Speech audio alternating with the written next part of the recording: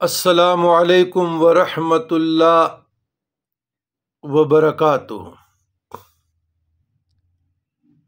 سوال ہے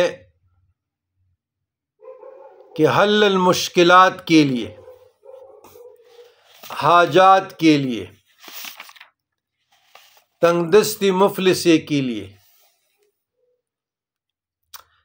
حصول ولایت کے لیے، رفع حاجات کے لیے،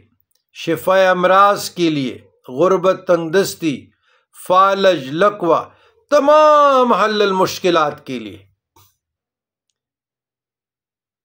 کوئی نسخہ کیمیا تجویز فرمائیے۔ بڑا سوال کیا ہے سوال کرنے والے نے، بھائیو توجہ رو۔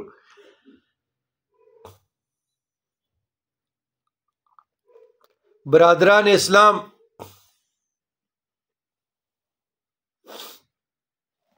جواب: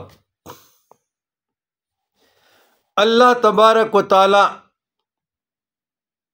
اپنی شان سے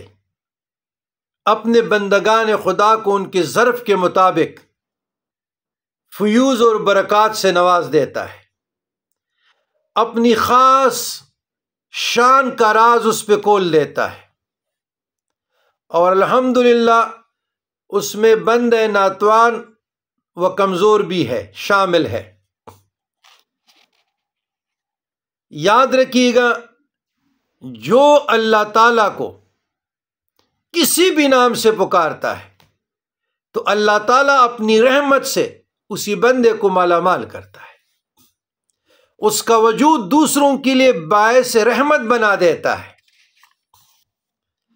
تو اللہ تعالیٰ کی قرب تب حاصل ہوگی جب آپ کسی شیخ کامل، استاد گرامی کی جوتے اٹھائیں گے، سیدھا کریں گے اور ادب اور احترام بجا لائیں گے۔ ادب، الطریق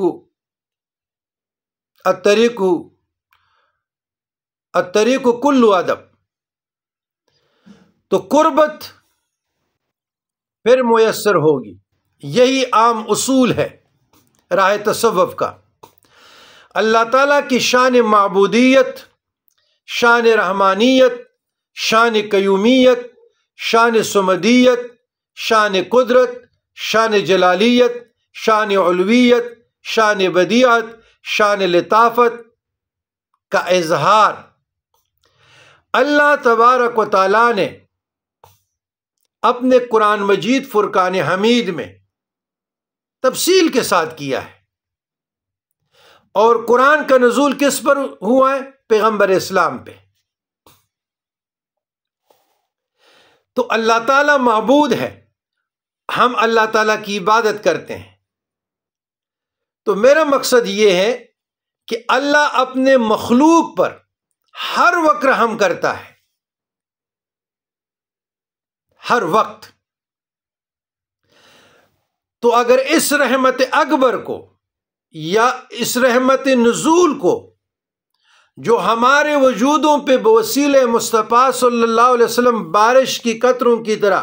نزول ہو رہا ہے، گر رہا ہے، اس کو قائم اور دائم کوئی رکھنا چاہتے ہیں تو ہر چیز کا ایک خزانہ ہے، ایک تالا ہے، اور تالے کا ایک چابی ہے۔ جس طرح اسم اعظم کے متعلق احادیث میں آیا ہے، تو مشکلات کے لیے 2 رکعت صلاۃ تہجد، صلاۃ حاجت، صلاۃ شکر، صلاۃ توبہ،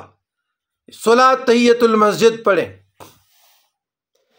اس کے بعد حل المشکلات کے لیے تاجدار کائنات صلی اللہ علیہ وسلم کا شجرہ مبارک محمد ابن عبداللہ سے شروع کرے اور آدم علیہ السلام پہ ختم کرے۔ شجرہ نسب مصطفیٰ، شجرہ نسب پیغمبر اسلام، حضور علیہ الصلوۃ والسلام کا جو شجرہ ہے، سیدنا محمد ابن عبداللہ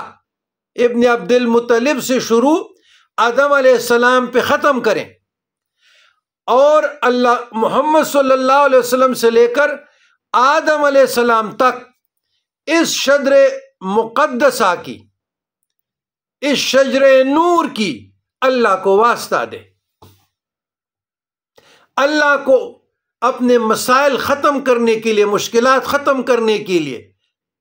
اقض حاجتی برحمتک یا ارحم الراحمین، اللہ کو واسطہ دے، تو انشاءاللہ مشکل نہیں رہے گی۔ یہ آج آپ لوگوں کو جو سینہ بسینہ تعلیمات ہے وہ علم دے رہا ہوں۔